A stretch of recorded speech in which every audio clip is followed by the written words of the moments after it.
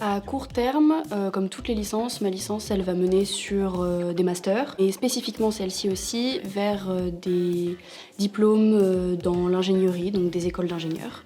Et à plus long terme, c'est tous les métiers de l'informatique si on se dirige vers un master. Et si on se dirige plutôt vers un diplôme d'ingénieur, les métiers d'ingénieur. Il y a tout l'accent qui est mis par le CNAM sur l'aspect professionnel.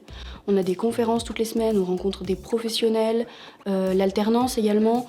On est très proche des entreprises, des réels enjeux du monde professionnel et je trouve que c'est super intéressant et super immersif quand on est étudiant de savoir déjà dans quoi on va passer notre vie. Déjà, je dirais que c'est pas une trop grande ville et que du coup, si on arrive à Châlons pour la première fois, première année d'études, il y a moins de chances de se perdre qu'à Dijon, par exemple.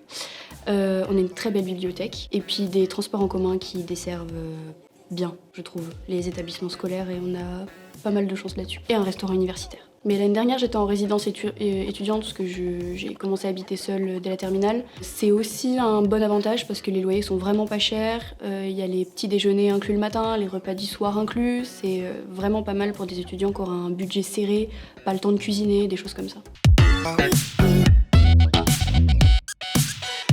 Je dirais qu'il faut pas avoir peur si on est une fille.